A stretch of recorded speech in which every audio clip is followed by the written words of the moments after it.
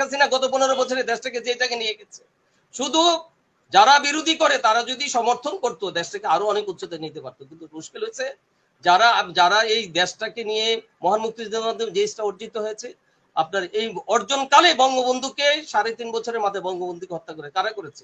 Bangabandhu jail খেটেছেন। আন্দোলন সংগ্রাম করলে জেলে যেতে হবে। আপনি এরশাদ বিরোধী আন্দোলনে আমরা জেল খেটেছি, আমাদেরকে পুলিশে পিটাইয়া মনে করছে আমি মরে গেছি, পুলিশ চলে গেছে।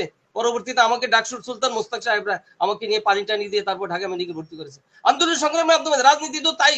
শাহ এম এস কিবরিয়ার ছেলে আজকে তার বাবার আদর্শিক জায়গায় তো নাই, নাই,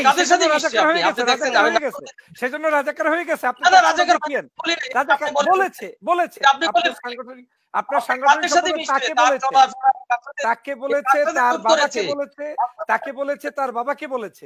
শাহ এস এম কিবরিয়াও নাকি রাজাকার ছিল, এটা উনি বলেছে। একটা টকশো করবেন আপনি যদি চেতনার জায়গাগুলো আনে, ফজলুল ভাই যে কোন চেতনা ধারণ করে এটা এই বাংলাদেশের মানুষ জানে। উনি বিদেশে বসে কোন চেতনা ধারণ করে কার প্রতিনিধিত্ব করে আমরা জানি। আমার কথা শুনলে আপনি তো জানবেন কার প্রতিনিধিত্ব করি। কিন্তু এত অন্ধ, এত কট্টর ভাবে তারা যে কথাগুলো বলে একটা সরকারকে নিয়ে যে ষড়যন্ত্র করছে, এই ষড়যন্ত্র আজকের না তো, এটা তো একটা ষড়যন্ত্রকারীদের একটা বহিঃপ্রকাশ। তারা এই ষড়যন্ত্রকে, ফয়জুল হক ভাই এই ষড়যন্ত্রকারীদের নেতৃত্ব দেয় বিদেশে, তারা এইসব কথাগুলোই বলে, এই প্রচারণাই চালাচ্ছে গত 15 বছর। শেখ হাসিনাকে নিয়ে এইটা করেছে সেটা করেছে, ভারত সব নিয়ে যাচ্ছে। যেগুলো আসে মোহাম্মদ আলী ভাই, পত্রিকায় যেগুলো আসে সেগুলো মানে সাংবাদিকরাও কি ষড়যন্ত্র করছে?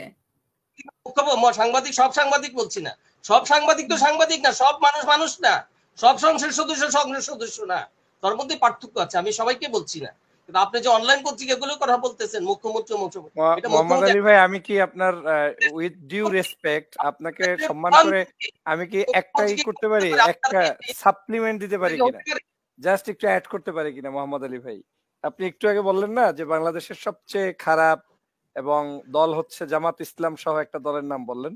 এই দলের জনকণ্ঠ, দৈনিক সংগ্রাম সহ আপনাকে জনকণ্ঠটাই এই যে দেখাচ্ছে, এই জনকণ্ঠের রিপোর্ট দেখাচ্ছে, আমি একটু দেখাই। এটা একটা রিপোর্ট শুধু পড়ে আপনার সময় বলেন, আপনার সময় আপনি বলেন। ফজলুল হক ভাই, ফয়জুল হক ভাই এই দলগুলোর প্রতিনিধিত্ব করে। ফয়জুল হক ভাই মানে এখন বাধ্য হয়ে এই বিএনপির পক্ষে কিছু বলছে, উনি জামাত ইসলামের প্রতিনিধিত্ব করে, উনি হেফাজতের প্রতিনিধিত্বকারী একজন মানুষ, আমরা জানি। ইন্ডিয়ান ফয়জুল হক ভাইয়ের কাছে যখন কথা শুনবো, তাহলে 15 বছরে বাংলাদেশে কিছুই হয় নাই, দেশটা বোধহয় শেষ হয়ে গেছে, রসাতল হয়ে গেছে। শেখ হাসিনা দেশটা বিক্রি করে দিয়েছে, দেশটার কিছুই নাই, কিছুই নাই। কিন্তু আমরা যদি মনে করি, আমরা ধারণ করি, এই দেশের মানুষ আমরা মনে করি শেখ হাসিনা গত 15 বছরে দেশটাকে যেটাকে নিয়ে গেছে, শুধু যারা বিরোধী করে তারা যদি সমর্থন করতো দেশটাকে আরো অনেক উচ্চতায় নিতে পারতো। কিন্তু মুশকিল হয়েছে যারা এই দেশটাকে নিয়ে মহান মুক্তিযুদ্ধের মাধ্যমে যেটা অর্জিত হয়েছে, আপনার এই অর্জনকালে বঙ্গবন্ধুকে 3.5 বছরের মাথায় বঙ্গবন্ধুকে হত্যা করে কারা করেছে?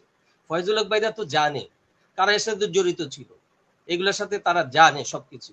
পরবর্তীতে শেখ হাসিনা 19 বার হত্যা করার চেষ্টা করা হয়েছে, উনি 19 বার হত্যা করার পরেও তাকে আল্লাহর রহমত তাকে আপনার হত্যা করতে পারে না। এরপরে তার অর্জন, এই অর্জনগুলোকে আপনি স্বীকার করতে হবে। পৃথিবীর বাঘাবাগ অর্থনীতিবিদ, বাঘাবাগ রাষ্ট্রপ্রধান বলছে শেখ হাসিনার মডেলকে তারা ফলো করছে, আর শেখ হাসিনার কোনো কিছু ওনারা ভালো দেখছেন না, শেখ হাসিনার কিছুই দেখছেন না।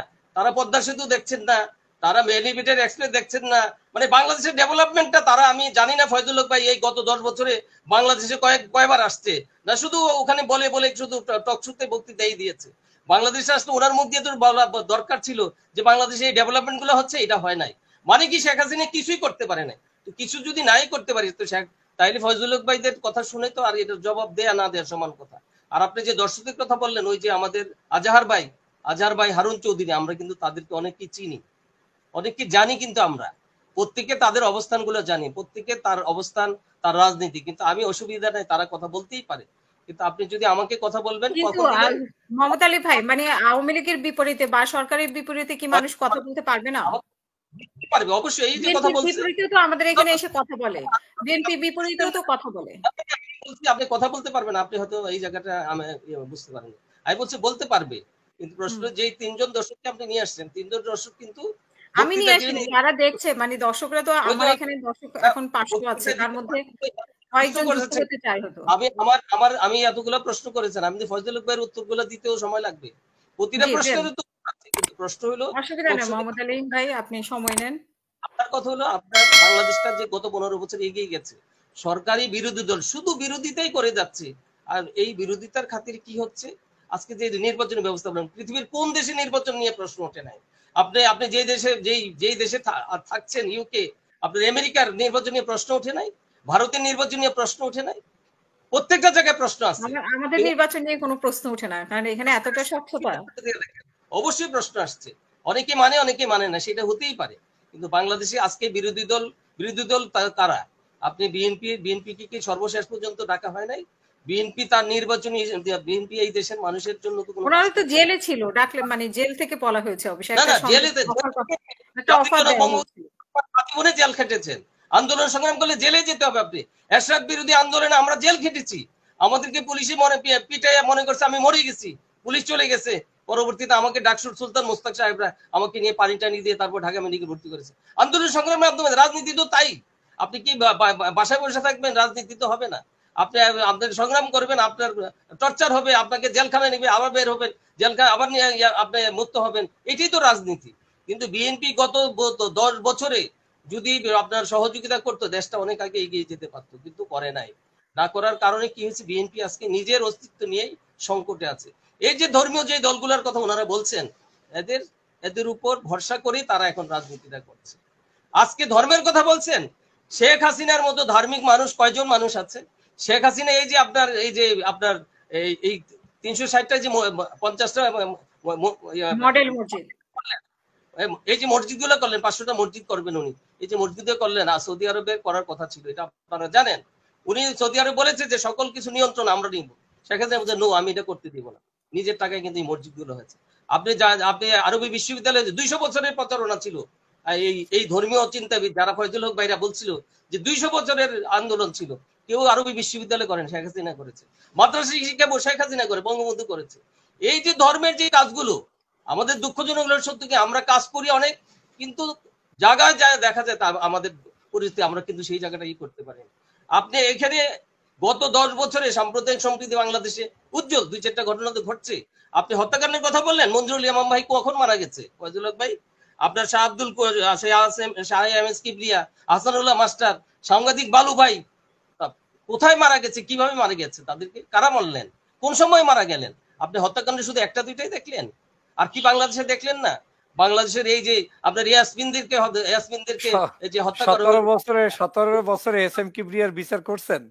কারা হত্যা করছে বলেন? তার ছেলেই তো রেজা কিবরিয়া সংসদে আপনাদের ওই যে কি বলে সাংগঠনিক সম্পাদক আবুল হোসেন নাকি, তার সাথে টকশোতে তর্ক বিতর্ক হয়েছে, শুধু বাবার হত্যার বিচার চাইছে, সেই কারণে তাকে রাজাকার বানিয়ে দিয়েছে, তার বাবাকে বানিয়ে দিয়েছে।